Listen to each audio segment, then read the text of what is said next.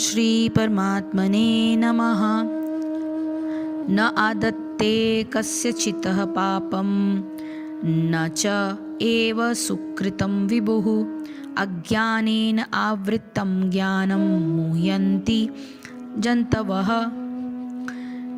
न यानी कभी नहीं, आदत्ते यानी स्वीकार करता है, कस्यचित् किसी का, पापम पाप, न तो, च यानी भी, एव निश्चय ही, सुकृतम पुण्य को, विभु यानी परमेश्वर, अज्ञानेन अज्ञान से, आवृतम आच्छादित, ज्ञानम ज्ञान, तेन उससे, मोह्यंती मोहग्रस्त होकर, जंतवः यानी जीवगण।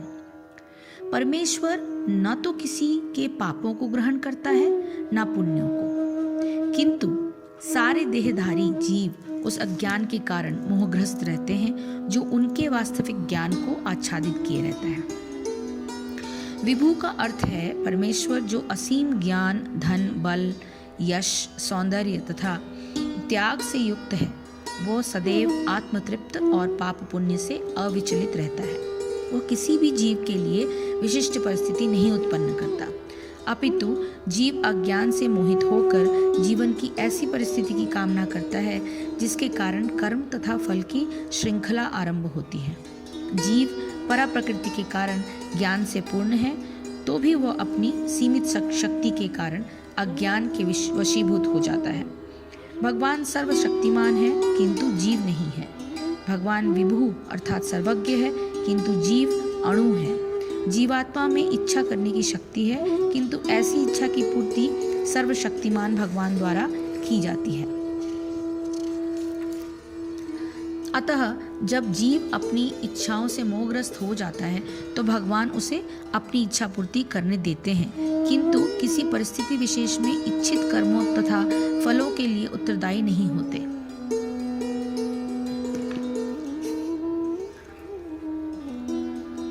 अतएव मोहग्रस्त होने से देहधारी जीव अपने को परिस्थिति जन्य शरीर मान लेता है और जीवन के क्षणिक सुख तथा दुख को भोगता है। भगवान परमात्मा रूप में जीव का चिरसंगी रहते हैं। फलतः वे प्रत्येक जीव की इच्छाओं को उसी तरह समझते हैं जिस तरह फूल के निकट रहने वाले फूल की सुगंध को। इच्छा जीव को बद्ध करने के लिए शुष्क बंधन है। भगवान मनुष्य की योग्यता के अनुसार उसकी इच्छा को पूरा करते हैं। आपन सोची होत नहीं, प्रभु सोची तत्काल। अतः व्यक्ति अपनी इच्छाओं को पूरा करने में सर्वशक्तिमान नहीं होता, किंतु भगवान इच्छाओं की पूर्ति कर सकते हैं। वे निष्पक्ष होने के कारण स्वतंत्र अणुजीवों की इच्छाओं में व्यवधान नहीं डालते, किंतु जब कोई कृष्ण की इच्छा करता है तो भगवान उसकी विशेष चिंता करते हैं और उसे इस प्रकार प्रोत्साहित करते हैं कि भगवान को प्राप्त करने की उसकी इच्छा पूरी हो और वह सदैव सुखी रहे। अतएव वैदिक मंत्र प्रकार का कहते हैं, एष उ ह्वेव साधु कर्म कारयति तम यमेभ्यो लोकेभ्य उन्निशते। एष उ एवा साधु कर्म कारयति यमधो निनिशते। यानी भगवान जीव को शुभ कर्मों में इसलिए प्रवृत्त करते हैं जिससे वह ऊपर उठ सके। भगवान उसे अशुभ कर्मों के लिए प्रवृत्त करते हैं जिससे वह नरक जाए। अज्ञो जंतुर निशो अयमात्मन सुख दुःख्यो ईश्वर प्रेरितो गच्छेत स्वर्गम वाश्वभ्रमेव च। जीव अपने दुख सुख में पूर्णतः आश्रित है। परमेश्वर की इच्छा से वह स्वर्ग या नरक जाता है, जिस तरह वायु के द्वारा प्रेरित बादल। अतः देवधारी जीव कृष्ण भावनामृत की उपेक्षा करने की अपनी अनादि प्रवृत्ति के कारण अपने लिए मोह उत्पन्न करता है। फलस्वरूप स्वभावतः सच्चिदानंद स्वरूप होते हुए भी वो अपने अस्तित्व की लघुता के कारण भगवान के प्रति सेवा करने की अपनी स्वाभाविक स्थिति को भूल जाता है और इस तरह वह अविद्या द्वारा बंदी कर लिया जाता है। अज्ञानवश जीव ये कहता है कि उसके भव बंधन के लिए भगवान उत्तरदायी हैं। इसकी पुष्टि वेदांत के कुछ सूत्रों में की गई है। भगवान न तो किसी के प्रति घृणा करते हैं न किसी को चाहते हैं, यद्यपि ऊपर से ऐसा प्रतीत होता है। तो सर्वव्यापी परमात्मा न तो किसी के पाप कर्म को और न किसी के शुभ कर्म को ग्रहण करता है, किंतु अज्ञान के द्वारा ज्ञान ढका हुआ है, इससे सब जीव मोहित हो रहे हैं। परमात्मा द्वारा शुभ या अशुभ कर्मों का ग्रहण नहीं है। सो प्राण, शरीर और जीव के रूप में कर्म करने की जो शक्ति मनुष्य को मिली हुई है, उस पर मनुष्य का कोई अधिकार नहीं है कि वे कब तक रहें, कब उनका अंत हो जाए। इस आधार पर यह कहा जाता है कि जिस परमात्मा ने यह शक्ति दी है, उसी की आज्ञा का पालन करने में ही इस मनुष्य को शक्ति का उपयोग करना चाहिए। इसलिए ये भी कहा जाता है कि कर्म के फल को परमात्मा को समर्पित कर देना चाहिए। इस बात को थोड़ा बारीकी से समझने की आवश्यकता है। सूर्य के प्रकाश में मनुष्य सारे काम करता है। उस प्रकाश में वो चाहे धर्म ग्रंथ पढ़े, चाहे व्यवसायिक ग्रंथ पढ़े, अथवा चाहे कोई कुत्सित उपन्यास या कहानी पढ़कर अपना समय नष्ट करे, इससे सूर्य को कोई संबंध नहीं होता। पढ़ने की शक्ति मनुष्य को परमात्मा की ओर से प्रदत्त है और उसका उपयोग वो अपने विवेक के सूर्य के प्रकाश की सहायता से कर लेता है। उससे उसका कोई लाभ हो अथवा कोई हानि हो, इसके लिए सूर्य उत्तरदायी नहीं होता। इसी प्रकार परमात्मा की शक्ति से सारी प्रकृति नियम के अनुसार क्रियाशील होती है, किंतु प्रकृति की क्रियाओं से परमात्मा अलिप्त है। मनुष्य के सारे कर्म भी परमात्मा द्वारा प्रदत्त शक्ति से ही संपन्न होते हैं। यदि मनुष्य उस कर्म के फलों का उपयोग अपनी कामनाओं की पूर्ति के लिए करता है, तो उससे अनेक कामनाएं उत्पन्न हो जाती हैं। इस प्रकार वो कर्मों का कर्ता और भोक्ता बनकर अपने को जन्म मरण के अनंत चक्र में बांध लेता है। कर्म करते हुए भी इस बंधन से मुक्त होकर अपने स्वरूप में प्रतिष्ठित हो जाने के उद्देश्य से ही कर्मों के फल को भगवान को समर्पित कर देना चाहिए। ऐसा करने से कर्तृत्व की भावना संतुष्ट हो जाती है और भविष्य में जन्म मरण के चक्र से मनुष्य मुक्त हो जाता है। इसलिए इस श्लोक में भगवान ने स्पष्ट किया है कि कर्म फल चाहे पुण्य कर्म के हो या पाप कर्म के हो, उनका ग्रहण भगवान अपनी किसी रुचि की सिद्धि के लिए नहीं करते, अपितु उनका उपयोग सृष्टि पालन में अपने आप हो जाता है। उदाहरणार्थ, वर्षा अधिक होने पर उसका जल नदियों के में पड़कर उनमें बाढ़ ला देती है, किंतु नदियों का पानी समुद्र में पड़कर उसमें इस प्रकार विलीन हो जाता है कि समुद्र के तल पर उसका कोई प्रभाव नहीं पड़ता।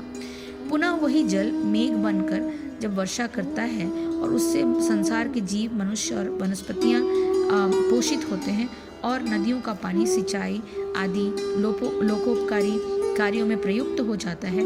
इसी प्रकार कर्मों के फलों को भगवान के अर्पण कर देने पर वे कर्म बंधनकारी नहीं होते, अपितु लोकोपयोगी बन जाते हैं। यहाँ यह स्पष्ट समझ लेना चाहिए कि अध्याय 3 श्लोक संख्या 37 के अनुसार कामना पूर्ति के लिए किए गए कर्म को भगवान को समर्पित हो ही नहीं सकते। उनका शुभ अथवा अशुभ फल तो उन कर्मों के कर्ता को भोगना ही पड़ता है। सारे पाप कर्म कामनाओं की पूर्ति के लिए किए जाने वाले चेष्टा से ही होते हैं। अतः मनुष्य द्वारा शास्त्र अनुसार किए हुए कर्म ही भगवान को समर्पित हो सकते हैं। समर्पित होने पर उनके फल भगवान के विधान के अनुसार लोकोपकार में प्रयुक्त हो जाते हैं और उन कर्मों को करने वाला मनुष्य कर्म बंधन से मुक्त हो जाता है। कर्म करने वाले का हित भी लोकोपकार में स्वतः सम्मिलित रहता है। श्लोक की दूसरी पंक्ति में भगवान कहते हैं कि अज्ञान से ज्ञान ढका हुआ है और इसी कारण सारे जीव मोहित हो रहे हैं। इसका तात्पर्य यह है कि यद्यपि लोकोपकार के लिए प्रयुक्त होने पर सारे कर्म उनको करने वाले मनुष्य की आवश्यकताओं की पूर्ति स्वमेव कर देते हैं, तथापि लोकोपकार के लिए न किए जाने पर मनुष्य उन फलों को सुख अथवा दुख प्राप्ति का साधन बनाकर अपने को जन्म मरण के अनंत चक्र में बांध लेता है। अतः ऐसा करना उसके मोह अथवा उसकी मूर्खता से ही होता है। इसका कारण बताते हुए भगवान यह कहते हैं कि मनुष्य के ज्ञान को अज्ञान ने ढक रखा है। यहाँ अज्ञान का अर्थ समझ लेना आवश्यक है। इससे जानकारी के न होने का अर्थ नहीं लेना चाहिए, अपितु इसका अर्थ है अधूरा ज्ञान अथवा विपरीत ज्ञान। सायकाल के धुंधलके में दिखने वाली रस्सी सांप का आभास देकर देखने वाले के हृदय में भय उत्पन्न कर देती है, किंतु प्रकाश आने पर यह ज्ञात हो जाता है कि वहाँ कोई सांप नहीं है, अपितु एक रस्सी ही है। इस ज्ञान से भय तुरंत समाप्त हो जाता है। ऐसा नहीं है कि वहाँ कोई सांप था जो चला गया और इसलिए भय समाप्त हो गया, अपितु सांप न होते हुए भी सांप का आभास था, इस अधूरे अथवा विपरीत ज्ञान के कारण ही भय हो रहा था। रस्सी का ज्ञान होने पर वह समाप्त हो गया। इसी प्रकार विवेक न होने के कारण मनुष्य अपने वास्तविक सुख के पुंज आत्मस्वरूप को भूला रहता है। विवेक मनुष्य की स्वाभाविक शक्ति है। प्रत्येक मनुष्य को यह अनुभव है कि शरीर, प्राण और जीवन पर उसका कोई अधिकार नहीं है। उनकी ओर संकेत करके उन्हें अपना कहते ही वो अपनी सत्ता उनसे स्वतंत्र होने की घोषणा कर देता है। वह यह भी जानता है कि जो वस्तु उसके लिए है और जिस पर उसका अधिकार नहीं है, वो उसे किसी ने दी है और देने वाले को यह परमेश्वर समझता है। उस वस्तु के मिलने से पहले भी उसका अस्तित्व जीवात्मा रूप से था, नहीं तो उसे वो कैसे मिलती। वस्तु पर उसका अस्तित्व निर्भर नहीं है, अतः वस्तु के वापस ले लिए जाने पर उसका अस्तित्व रहेगा। अतः मनुष्य का जीवात्मा स्वरूप वास्तव में अपरिवर्तनशील तत्व है। इस अनुभव का आदर कर लेना ही विवेक है, किंतु जानते बूझते इस अनुभव का आदर करते हुए शरीर को ही अपना स्वरूप समझ लेना ही मोहित होना अथवा मूर्खता है। इस श्लोक में भगवान ने जंतु शब्द का उपयोग करने में यह बताया है कि जो मनुष्य बुद्धि से युक्त होते हुए भी उसका उपयोग अपने अनुभव का आदर करने में नहीं करता, वो साधारण जंतुओं की भांति ही है। ऐसा नहीं है कि उसमें ज्ञान का अभाव हो, किंतु वो ज्ञान अज्ञान से ढका हुआ है। जिस प्रकार सूर्य की गर्मी से उत्पन्न होने वाले मेघ मनुष्य की दृष्टि से सूर्य को ओझल कर देता है, उसी प्रकार अपने अनुभव का आदर न करने के कारण उत्पन्न हुआ अविवेक मनुष्य के स्वाभाविक ज्ञान को ढक लेता है। यही कारण है कि कर्म फलों का उपयोग लोक संग्रह के लिए न करके अविवेकी मनुष्य उनसे सुख दुख की प्राप्ति करता हुआ अपने को परम आनंद की प्राप्ति से वंचित कर लेता है। ज्ञान योग की साधना करने वाले मनुष्य आत्मतत्व के महत्व के जानने के कारण किस स्थिति को प्राप्त होते हैं, ये बताते हुए भगवान आगे के श्लोकों का वर्णन करेंगे। हरिओम तत्सत, हरिओम तत्सत, हरिओम तत्सत। जय श्री कृष्ण, जय गुरुदेव।